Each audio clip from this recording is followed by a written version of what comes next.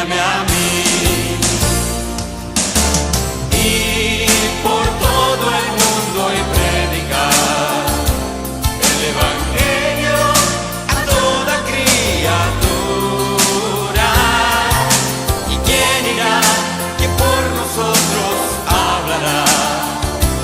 Heme aquí, Señor, envíame a mí. El día de hoy vamos a estar compartiendo Hechos, capítulos 11, los versículos 25 hasta el 30. Por eso, en esta mañana quiero invitarlos a que podamos leer este pasaje de manera alternativa. ¿Sí? Vamos a leer Hechos 11, del 25 hasta el 30. Comenzamos.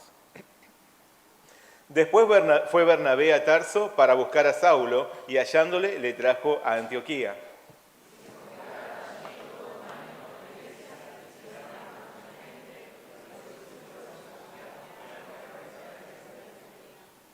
En aquellos días unos profetas descendieron de Jerusalén a Antioquía.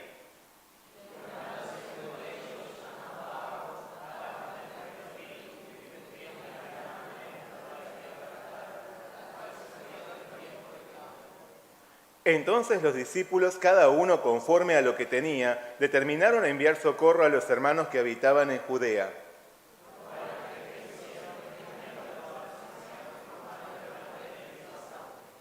Muy bien, hasta aquí es el pasaje que vamos a compartir el día de hoy. Vamos a hacer juntos una oración primeramente. Señor Padre Celestial, te damos muchas gracias en esta mañana por traernos esta palabra, por instarnos a vivir como auténticos cristianos, porque esa fue la identidad que tú nos has dado en Jesús. Guíanos, Señor, durante toda esta reunión en el poder de tu Espíritu Santo y que tu palabra trabaje profundamente en nuestro interior. Danos el deseo de vivir como nuestro Señor Jesús. Te damos gracias por todo, pedimos en nombre de nuestro Señor Jesucristo. Amén. Bueno, vamos a leer el versículo clave del día de hoy, que es el versículo 26. Leamos juntos y a una voz. Y se congregaron allí todo un año con la iglesia y enseñaron a mucha gente, y a los discípulos se les llamó cristianos por primera vez en Antioquía. Cristianos por primera vez. Alexei Nikolaevich Tolstoy fue un famoso escritor ruso de principios del siglo pasado. Entre sus tantos textos que realizó, nos dejó varios cuentos infantiles. Uno de ellos, muy conocido, se llama El Nabo. El Nabo.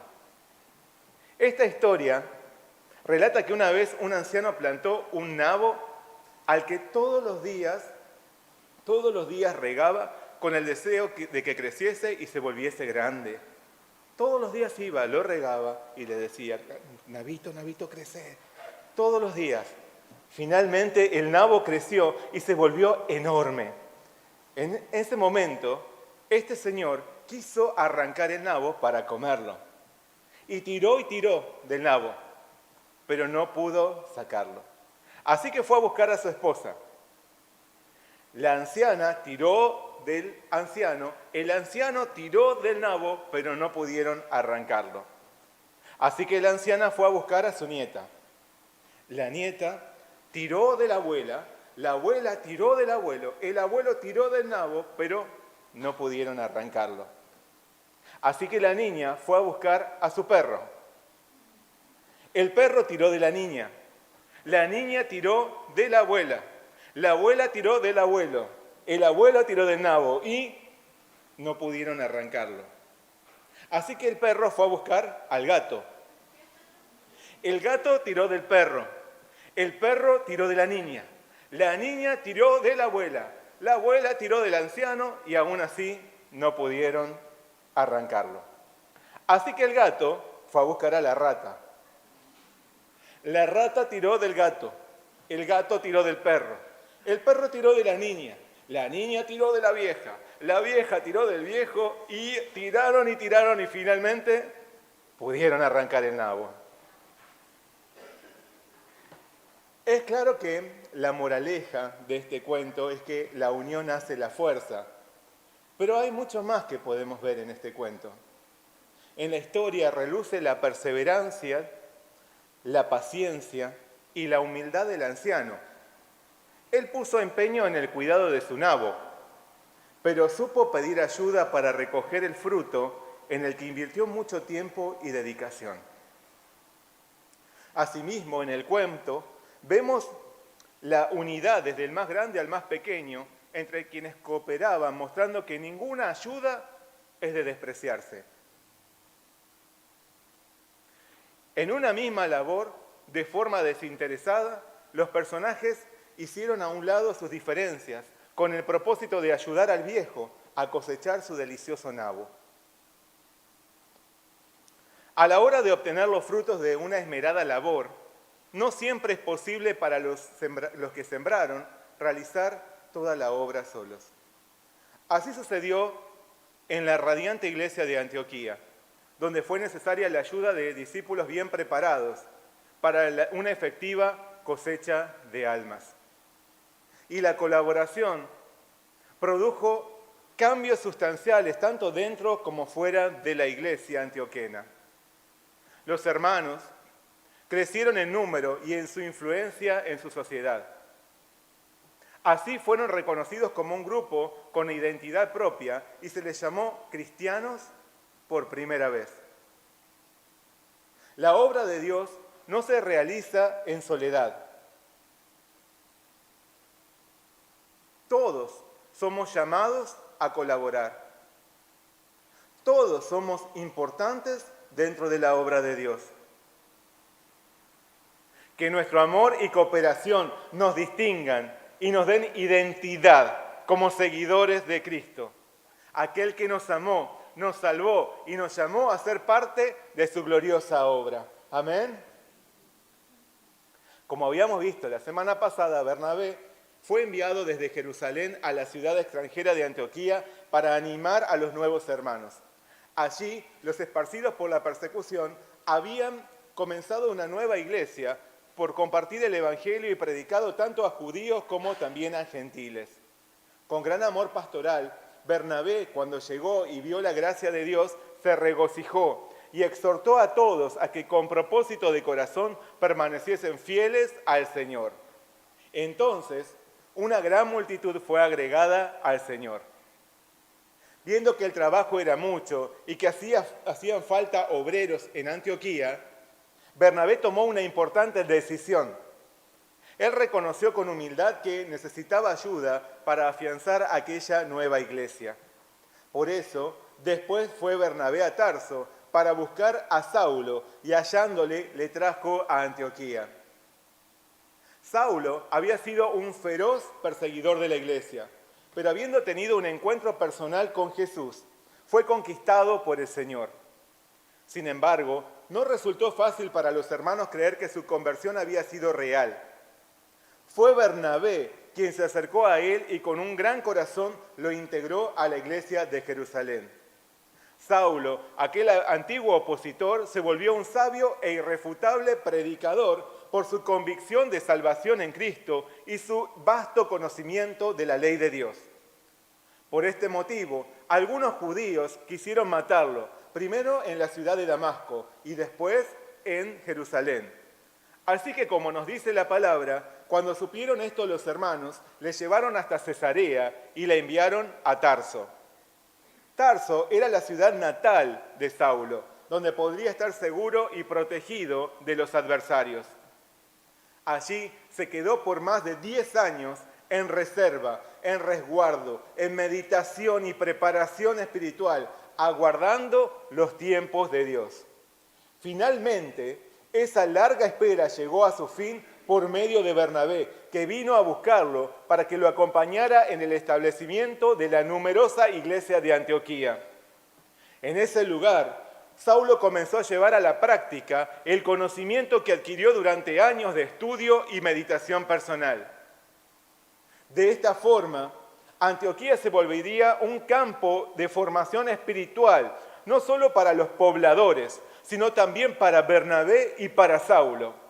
Particularmente, al estar en contacto con tantos extranjeros, Saulo lograría gran experiencia en su trabajo de evangelización a los gentiles, una tarea que abordaría de lleno más adelante. Así iba cumpliéndose lo que el Señor le declaró a Ananías, instrumento escogido me es este, para llevar mi nombre en presencia de los gentiles y de reyes y de los hijos de Israel. En Antioquía, Bernabé y Saulo se congregaron allí todo un año con la iglesia y enseñaron a mucha gente.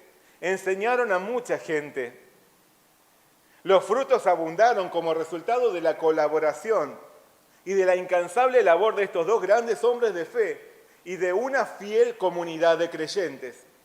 La iglesia de Antioquía creció en calidad y cantidad, dejándonos un noble ejemplo de trabajo que debemos realizar como miembros del cuerpo de Cristo.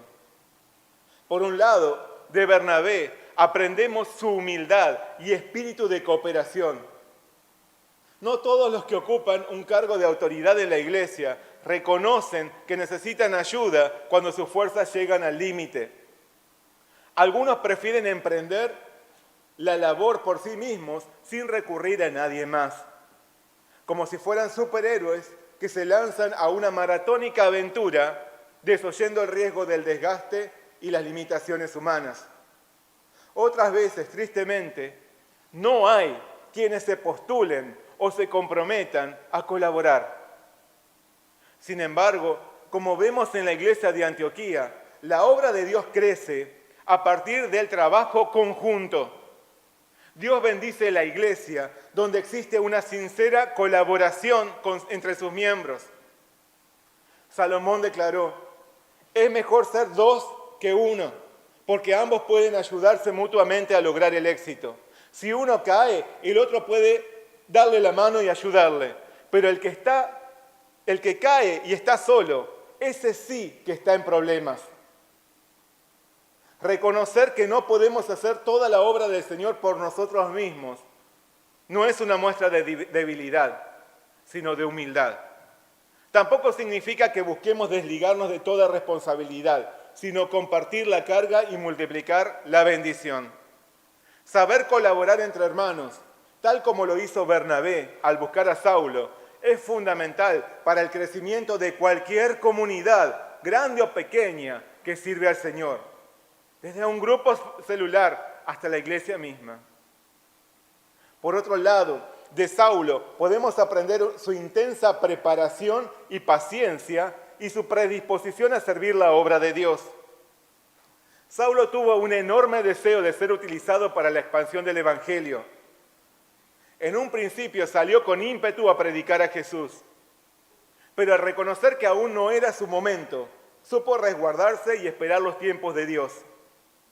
Aún así, no se quedó de brazos cruzados, sino que se preparó espiritualmente, estando listo para cuando el Señor lo convocase al campo de batalla. Sus ojos estaban en Dios, aguardando pacientemente en Él. Podía confesar como David: mas yo en ti confío, oh Jehová. Digo, tú eres mi Dios, en tu mano están mis tiempos. Saulo tenía en claro que su espera llegaría a su fin y tendría que usar sus manos para el Señor. Su meta no era el conocimiento en sí mismo, sino que entendió que su preparación era un medio para realizar más eficazmente la misión que había recibido de Jesús. Para nosotros también es vital nuestra preparación espiritual, conocer bien la palabra de Dios, experimentarla en nuestra vida diaria, desarrollar nuestro discernimiento y capacidad espiritual. Por eso, no necesitamos apresurarnos en salir a realizar actividades religiosas. Primero, es más provechoso y muy necesario dar tiempo a nuestra meditación y crecimiento personal. Pero no debemos conformarnos con la teoría. Nuestra preparación es un medio para cumplir la misión que el Señor nos encargó, la misión de ser testigos de su obra redentora. Así lo hizo Saulo. Esperó pacientemente mientras se preparaba para ser un instrumento de bendición cuando Cristo lo requiriese. Era un jugador que estaba en el banco, pero entrenaba seriamente como si perteneciese al equipo titular. Esto lo volvió apto para salir a la cancha cuando fuese necesario. Y en el campo de juego, la rompió. Jesús afirmó: la mies a la verdad es mucha, mas los obreros pocos. Por tanto, rogad al Señor de la mies que envíe obreros a su mies. Aprendamos de la humildad de Bernabé y su franqueza a reconocer su necesidad de colaboración para un eficaz crecimiento de la obra de Dios. Entrenémonos espiritualmente como Saulo, en vistas de ser útiles en la expansión del Evangelio. Entonces, trabajando juntos en la obra del Señor y estando bien preparados para esta misión, Él nos hará crecer y su nombre será glorificado entre las muchas almas que reconocerán y recibirán su salvación. Amén. La popularidad de la iglesia de Antioquía iba en aumento. Su gran crecimiento hizo que otros hermanos de Jerusalén también quisiesen colaborar en este increíble avance. Por eso, nuevos visitantes se acercaron para animar a los hermanos. El relato señala que en aquellos días unos profetas descendieron de Jerusalén a Antioquía y levantándose uno de ellos, llamado Ágabo, daba a entender por el Espíritu que vendría una gran hambre en toda la tierra habitada, la cual sucedió en tiempos de Claudio. Los hermanos de Jerusalén comunicaron un mensaje del Señor conforme a la revelación del Espíritu Santo. Entre ellos, el profeta Ágabo pronunció impactantes palabras. Él anticipó una gran hambruna que vendría sobre la tierra habitada, más precisamente sobre Judea. Podemos preguntarnos entonces, ¿cuáles habrán sido los motivos del Señor al enviar este mensaje? Evidentemente, aquel trágico problema era planteado a la espera de que se organizara una ayuda efectiva. Por lo tanto, urgía que los creyentes de otras regiones se preparasen para brindar auxilio a los hermanos judíos. Así lo entendieron los miembros de la iglesia de Antioquía. Por eso, los discípulos, cada uno conforme a lo que tenía, determinaron enviar socorro a los hermanos que habitaban en Judea, la cual en efecto hicieron, enviándolo a los ancianos por mano de Bernabé y de Saulo. Los creyentes de Antioquía no se desentendieron de la necesidad que estaban por afrontar sus hermanos. Cada uno dio según sus posibilidades una ofrenda que les hizo llegar por medio de Bernabé y de Saulo. Hoy en día, frente a la necesidad de otros, no muchos miran lo que poseen para bendecir a su hermano.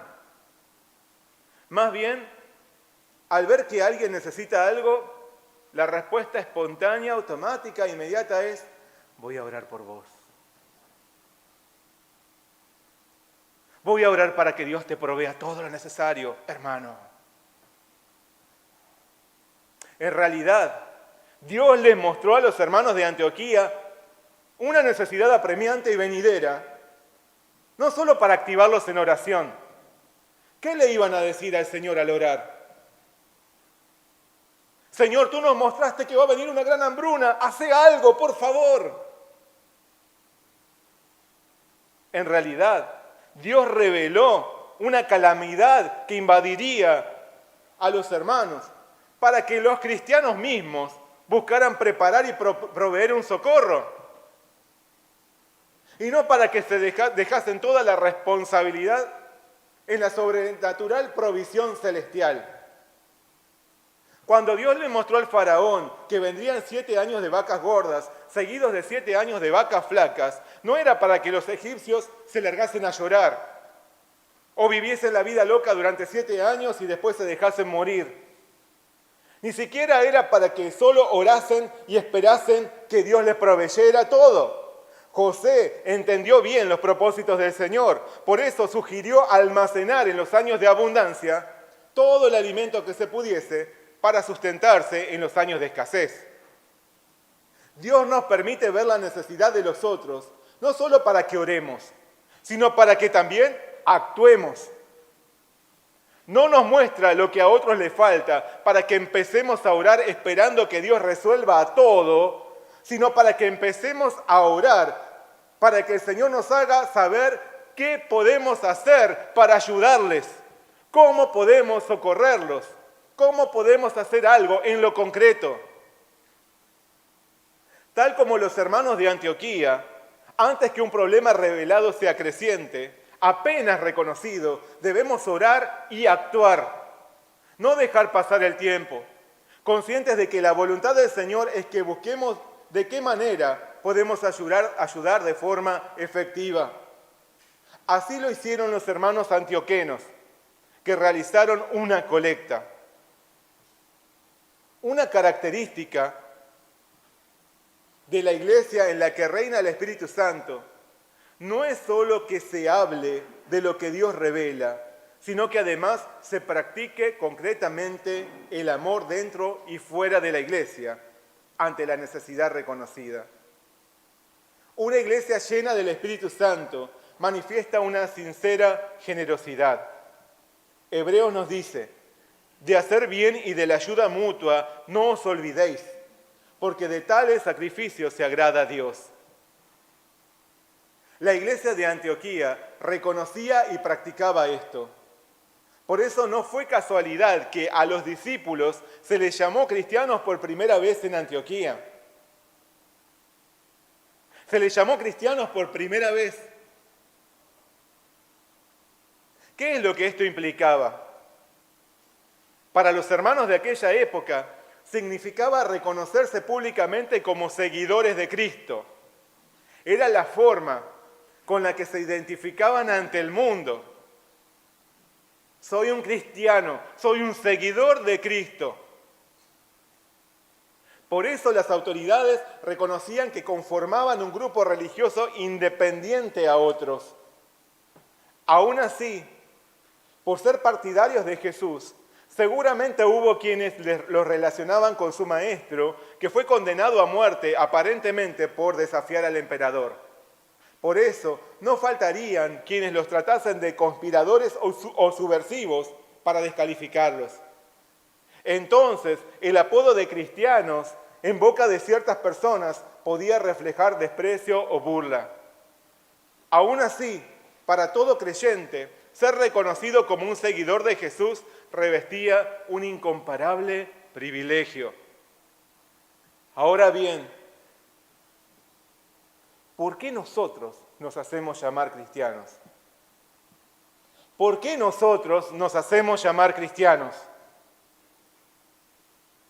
Sobre todo, porque seguimos a Cristo como nuestro Señor y Salvador. No a una doctrina, no a una ideología, no a una filosofía, creencia o religión, sino a Cristo. No a una denominación, no a un movimiento, no a una iglesia, un pastor o un líder terrenal, sino a Cristo. Somos cristianos porque seguimos a Cristo, aquel que nos dio la vida, aquel que nos selló con su Espíritu Santo. Jesús aseguró, yo soy la luz del mundo, el que me sigue no andará en tinieblas, sino que tendrá la luz de la vida. Seguir a Jesús implica una entrega, implica el sacrificio de nuestra vida. Por eso Él les dijo a sus discípulos, si alguno quiere venir en pos de mí, niéguese a sí mismo, tome su cruz cada día y sígame. Por su parte, Juan declara, el que dice que permanece en Él, debe andar como Él anduvo.